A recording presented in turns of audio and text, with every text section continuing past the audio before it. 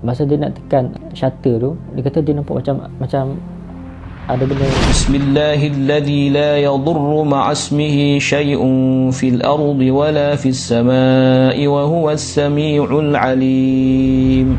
Assalamualaikum, welcome back to Finobis. Kepada siapa-siapa yang masih baru dengan channel ni, boleh tekan subscribe sebab banyak lagi video yang kita akan release. Dan kepada siapa yang dah subscribe, thank you. Okey, untuk video kali ni bukan sambungan bagi video yang lepas, iaitu Kisah Seram IPT episode 2. Untuk video kali ni ada tajuk baru, iaitu Kisah Seram Camping.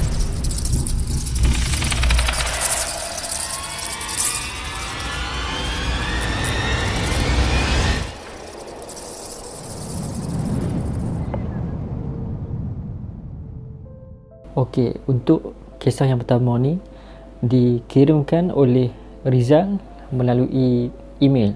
Dikatakan kisah ni terjadi pada awal tahun lepas, dalam tengah-tengah bulan Februari macam tu.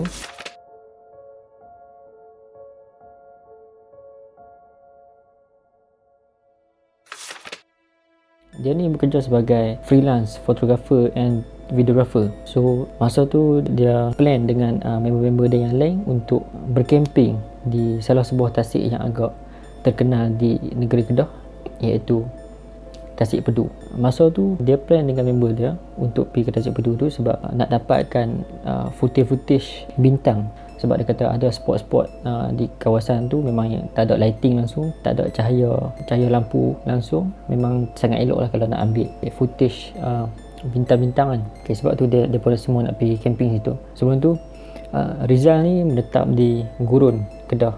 Yang dia kata dia dengan member seorang dia ni, dia tak beritahu semua nama member dia. Dia kata dengan seorang member dia ni menetap di Gurun, dan 3 lagi member dia menetap di Alostak. Masa hari dia pun nak pergi tu, dia pun pergi satu kereta saja, iaitu naik kereta Rizal lah. Dia pun plan untuk berjumpa di salah sebuah petrol pump di Alostar. So masa tu Rizal dengan member dia ni bertolak daripada Gurun ke Alostar dalam pukul 5 petang macam tu lah. Dia pun pergi petang lah, sebab dia pun nak bermalam 1 malam saja untuk dapatkan footage tu lah. So dia pun bertolak petang. Okay, bertolak sampai ke Alostar. Sampai ke Alostar tu dah pukul dalam 5 lebih macam tu, 5.40 macam tu. Okay, so mereka pun berkumpul lah di petrol pump di Alostar tu. Berkumpul situ, lepas tu beli bekalan-bekalan makanan untuk backup lah. Beli makanan apa semua untuk backup. Okay, check barang semua dah cukup. So mereka pun decide untuk bertolak ke tapak camping di Tasik Pedu. Masa yang diambil untuk sampai ke tapak camping tu lebih kurang dalam sejam 40 minit macam tu lah. Sejam 40 macam tu. So Rizal ni drive kereta, drive. Masa tu dah memang pukul 7 lebih lah masa nak sampai kat sana. Dia kata dalam 10 ke 15 minit nak sampai di tapak camping tu, dia pun ni akan lalu jalan tu. Dia kata kiri kanan memang hutan, kiri kanan memang full hutan lah. So Rizal ni pun drive, dah nak gelap dah sikit. Member dia kat sebelah, ada member dia seorang, yang lagi 3 orang kat belakang. Dia kata member dia yang kat sebelah ni macam menangkap, terkejut tu. Ush. Lepas tu Rizal ni pun tanya, weh, pasal tu? Tak ada apa, drive. Sebab Rizal ni, tak ada apa, drive. Kalau boleh ingat, masa awal tahun lepas memang kemarau yang lama lah dekat Kedah. Air di Tasik buatan manusia itu surut kesan musim kemarau sejak Disember tahun lalu. So air dekat Tasik Pedu tu jadi sangat-sangat surut lah. Musim kemarau menyebabkan sebahagian empangan Pedu boleh dimasuki dengan kenderaan. Hanya kawasan utama dan beberapa kawasan tertentu masih ditakungi air. So dia kata mereka boleh pi ke tengah lagi, ke tengah ke Tasik tu lah, sebab air surut kan. So pi dia kata mereka decide untuk pacak kemah dekat-dekat kawasan ayak, keliling ayak. So mereka duduk kat tengah ni. Kawasan jalan mati kat situ lah. Mereka keluar, mereka pacak apa yang patut, pacak kemah. Lepas tu dia kata hammock pun mereka bawa, tapi tak boleh nak guna sebab kawasan tak ada pokok. Memang dekat tengah-tengah Tasik tu. Pasang apa semua cukup, dah siap barang apa yang patut. Rizal dengan member-member dia yang lain ni ambil ayat semayang lah untuk semayang maghrib masa tu. So dah selesai semayang maghrib apa semua, dia pun decide untuk masak makanan. Dia tak bang masak makanan apa, tak tahu Maggi ke apa yang dah packing siap-siap ke apa semua, tak tahu. Dia tak bang nak masak makanan apa semua. Ada portable stove tu kan, yang dapur yang boleh bawa tu. So dia bawa tu, dia guna yang tu.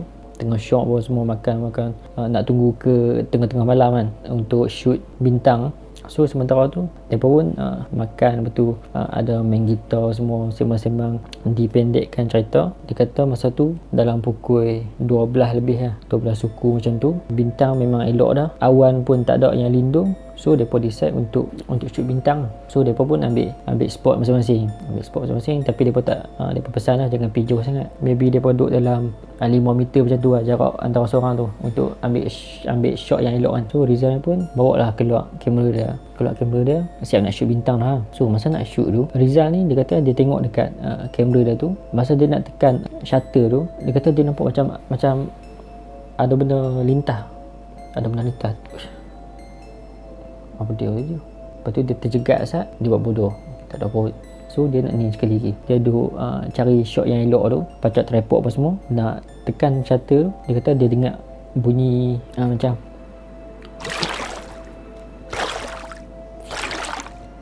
dia kata dia rasa pelik sebab sepanjang dia sampai masa maghrib sampai ke tengah malam ni, dia kata dekat area tu memang tak ada ikan menangkap. Ikan menangkap tu macam ikan ni lah, ikan naik ke surface kan. Dia kata tak ada, memang dekat situ sunyi lah. So masa dia tekan shutter tu, dia dengar bunyi macam bunyi menjunam. Fuk kena ayat. Dia kata dia rasa ceria. Dia tengok member dia yang lain macam tak tahu apa-apa, tengah fokus untuk shoot bintang lah. Dia tak sedap hati, dia kata dia tak sat kamera, dia tak ambil spot untuk shoot bintang semua. Dia kata dia tinjau kiri kanan, still dengar lagi bunyi tu, ni kan menjunam, bunyi yang pop. So dia tengok kiri kanan. Dia kata dia terpandang ke belah kiri depa ni kan ada kawasan ayak lagi kan, kawasan ayak kiri kanan ada kawasan ayak lagi sebab depa berhenti kat tengah-tengah tu. So kiri kanan still ada ayak lagi. Kemah depa semua ni ada 3 kemah, semua pintu kemah tu menghadap ke arah tasik lah, ke arah tasik macam tu lah. So menghadap ke arah tasik. Dia kata dia pusing belah kiri, dia kata dia nampak macam bulat. Dia kata lebih kurang besar macam bola sepak tu, tapi macam ada api-api bercahaya. Dia kata tengah terapung atas permukaan ayak tu, dan sesekali dia macam berjunam ke dalam tasik tu. Dia perhati tengah terapung. So dia rasa ni macam sebab dia dalam kepala dia tak tahu tu apa dia kan. So dia kes member dia, dia treat member dia untuk tunjukkan. So dia kes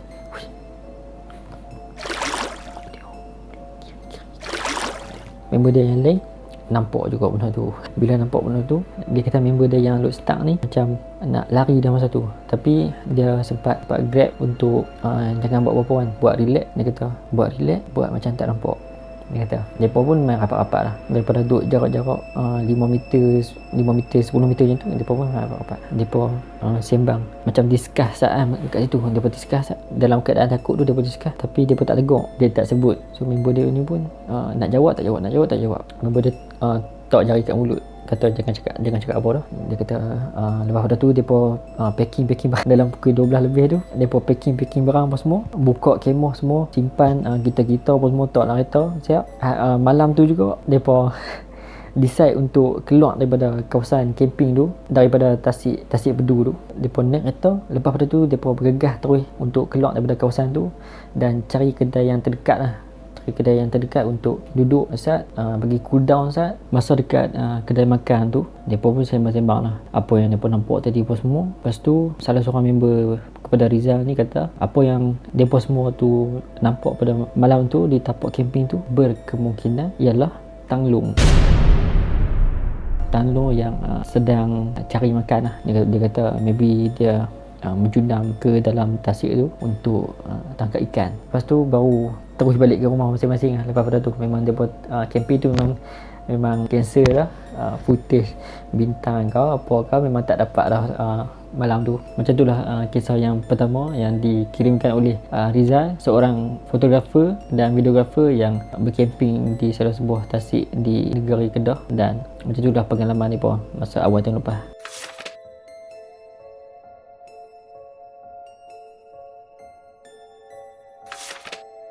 Okey, untuk kisah yang kedua ni macam agak ringkas sikit tapi tak apa. Kisah yang kedua ni disampaikan oleh Syakir. Syakir dia kata dia berasal daripada Napoh kisah ni terjadi dia tak tahu tahun yang tepat, tapi dia kata memang dah lama lah, lebih kurang 6-7 tahun yang lepas. Dia kata masa tu dia baru habis SPM, baru habis sekolah. So standard lah, bila dah habis SPM tu dia cuba untuk cari kerja part time apa semua, tapi dia tak dapat kerja yang kena dengan hati dia. Dia kata dia ada kerja tu, dia kerja sat dalam seminggu macam tu dia berhenti. Kerja ni pula dalam 4-5 hari lepas tu dia berhenti. Lah kali dia banyak habis masa dekat duduk rumah dekat 2 bulan lah duduk rumah, bangun makan tidur, bangun makan tidur. Dia kata dah dekat 2 bulan lah. Bila dah 2 bulan dia pun dah jadi mood dah, dia jadi sangat bosan lah. Lepas pada tu dia try ajak 2 orang member dia. Kata dia try ajak 2 orang member dia, Zul dengan Fatih. So bila dia ajak 2 orang member dia ni, dia try ajak untuk pergi berkemping di salah sebuah pusat rekreasi dalam Kedah juga, dekat-dekat dengan kawasan mereka, iaitu Bukit Wang. Dia kata masa dia awal-awal dia ajak member dia ni, salah seorang daripada member dia ni macam berat sikit lah nak pergi, macam duk mengelak, bagi alasan macam-macam, dia pujuk.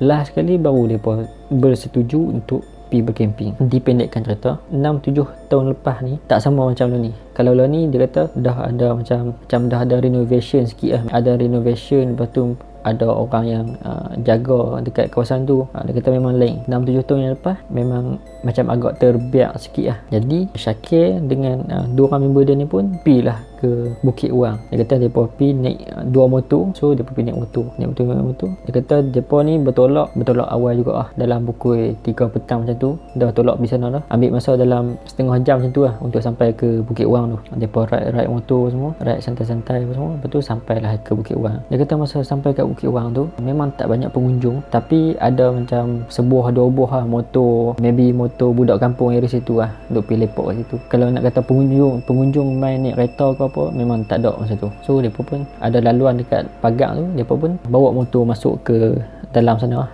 Dia kata masa tu boleh masuk guna motor lagi. Kalau lah ni memang tak boleh masuk guna motor lah. Semua kenderaan memang kena parking kat luar tu, tempat parking tu. Okay, so masa tu dia pun bawa motor masuk ke dalam. Lepas tu cari tempat untuk pacak kemah lah. Zul bagi suggestion kat mereka dua ni macam sesuai kat kawasan tu, sebab kawasan tu macam ada batu rata. Lepas tu macam ada dua cabang ayak dekat tepi tu. So elok lah kat tu kalau nak pacak kemah kan. Okey, dia kata masa mereka sampai dalam pukul 3.30, 3.45 macam tu, mereka bersiap awal-awal pacak kemah apa semua. Lepas tu mereka bertiga pergi cari kayu-kayu untuk buat unggun api lah. Unggun api malam tu untuk panaskan diri dan masak makanan. Bila dah jumpa apa semua, mereka dah set up apa semua dah, pacak mancing lagi, pacak rod untuk sambil-sambil tu dengan ikan. Dapatlah ikan dalam dia kata boleh lah cukup untuk nak masak makan malam tu kan. Dipendekkan cerita, malam pun menjemak. Bila dah malam kat situ memang tak dengar apa-apa dah. Kalau petang tadi boleh dengar budak-budak kampung duk lepak kat depan tu kan. So bila dah malam ni tinggal mereka 3 saja dekat dalam kawasan tu, spot camping tu, bertemankan suara-suara cengkerik kat dalam hutan kat tepi tu. Tak spot camping mereka tu dia macam ni tau. Dia ada macam laluan untuk pengunjung-pengunjung naik ke ni lah, ke atas lagi. Lepas tu turun bawah tu sikit ada macam ayak sungai lalu. Lepas tu ada titi, ada macam 1-2 titi macam tu lah, jarak lebih kurang dalam 20 meter 30 meter macam tu titi untuk ke seberang. So mereka kata spot camping mereka turun kat situ, mereka pacak kemah kat situ lah, area yang batu rata tu kan, tapi still ada ayak sungai sikit untuk lalu kan. Okey, dia kata malam tu dia kata tak lewat sangat, masih awal dalam pukul 8 macam tu. Syakir ni kata masa tu dia dengan member dia ni dah buka barang-barang untuk masak kan, makanan untuk masak, tok periuk. Lepas tu tambah kayu api sikit, bagi api besar, cedok ayak, bolan periuk untuk masak Maggi lah, untuk nak masak malam tu. Sambil Zul dengan Fatih ni bersiang ikan yang mereka tangkap petang tadi, mereka siap-siap untuk masak lah. Masa tu awal dalam pukul 8 macam tu. Dia kata bila mereka ni tengah masak, pintu kemah mereka menghadap ke laluan pejalan kaki tu lah, laluan untuk pengunjung naik. Lepas tu dia kata tepi ni ada titi, belakang mereka ni hutan, pokok-pokok hutan. Syakir ni kata masa tu mereka dah macam enjoy masing-masing enjoy lah. SPM semua dah habis semua. Lepas tu mereka boleh spend time masa untuk camping sama-sama, enjoy lah. Masa tengah nak masak Maggi tu, sambil-sambil Syakir ni duduk sembang dengan Zul dengan Fatih ni tengah masak tu, tiba-tiba semua dengar bunyi macam audio rendah. riuh rendah kat belakang, riuh rendah. Macam happening lah kat belakang. Bunyi macam ada orang duk sembang lah apalah. Memang bunyi macam orang ramai kat belakang ni. Okey, sebab depa tahu masa tu memang depa saja kat situ, depa 3 saja kat situ. Bila dah tiba-tiba bunyi macam tu, Syakir dengan member dia ni cuba untuk pusing untuk tinjau dekat belakang ni. Sebab depa tahu kat belakang depa ni memang pokok-pokok hutan. Depa tinjau untuk mana tahu kokot ada lampu ke apa kan, kokot ada orang yang camping sekali, yang ada sekali dengan depa kan, depa tak tahu. So depa tinjau. Depa tinjau. Memang tak ada apa. Memang tak nampak lampu ke, tak nampak unggun api ke apa ke, depa tak nampak. Tapi suara dia rendah tu memang depa semua dengar lah. Memang dekat-dekat dengan depa. Lepas tu depa dah sangat sejuk lah. Kalau nak lari kemah apa semua memang boleh tinggal. Tapi kalau nak lari depa kena lari atas batu-batu ayak tu. Lepas tu panjat macam tebing tak tinggi sangat, dia kata dalam tinggi dalam 2-3 meter macam tu. Depa kena panjat tu. Lepas tu motor depa kena pusing. Nak pusing tu ambil masa dah sebab laluan tu tak besar mana sangat. So kalau nak lari pun macam bahaya juga. Depa decide untuk stay juga kat situ. Malam tu depa decide untuk stay juga. Kalau tidak Syakir ni kata malam tu depa plan untuk naik ke atas sikit lagi. Atas sikit tu macam ada ayak yang dalam sikit lah. Depa plan untuk mancing kat situ. Tapi bila dah jadi macam tu, depa dengar suara rendah kat belakang ni. Bila pusing tak nampak lampu apa semua, tak nampak tanda-tanda yang ada orang langsung lah. Bila dah jadi macam tu, depa pun masing-masing takut lah. Daripada tengah enjoy duk sembang nak masak Maggi, masak ikan apa semua dah masing-masing dah diam, tak banyak cakap. Maggi pun depa dah dia kata, Syakir ni kata depa pun dah rapat untuk masuk ke dalam kemah dah. Tapi kok mana pun depa nak ambil nak bagi siap juga Maggi tu, sebab daripada siang tadi depa tak makan. So kalau depa terus masuk ke kemah memang lapar malam tu. So dia kata dalam duk takut-takut tu, depa cuba untuk siapkan Maggi ni untuk makan dalam kemah lah. Yang ikan yang duk bersiang ni depa tinggal lah. Maggi ni bila dah siap depa masuk dalam kemah, depa makan pun depa tak layan lah. Makan depa tak layan sangat, depa terus makan laju-laju. Sambil depa nak makan pun depa still dengar lagi riuh rendah kan kat belakang. 2-3 minit dulu siap makan Maggi semua, mangkuk dekat luar. Lepas tu terus depa ambil spot masing-masing untuk terus bagi nak dinner lah. Daripada pukul 8 tu sampailah ke pagi esok memang depa tak boleh tidur dengan nyenyak, sebab depa dalam duduk baring tu depa dengar riuh rendah kat belakang depa ni. So depa tak boleh tidur dengan nyenyak lah.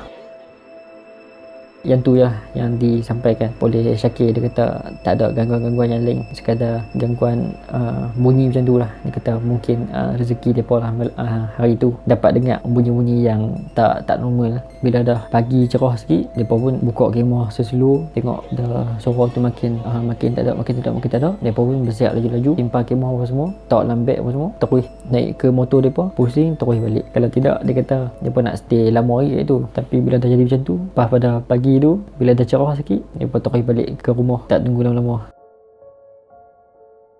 Okey, yang tu saja 2 buah kisah yang dapat dikongsi. Boleh kata tajuk besar dia camping lah. Camping. Itu saja untuk video kali ni. 2 buah kisah yang dikongsikan oleh subscriber melalui email. Kalau apa semua ada kisah-kisah seram yang nak dikongsikan, boleh terus email ada dekat description. Lepas tu jangan lupa subscribe, jangan lupa tekan butang lonceng supaya hampa tak terlepas bila aku video baru. Minggu depan mungkin ada sambungan untuk video kali ni. Mungkin ada kisah seram camping episod 2. Apa-apa, jumpa next video.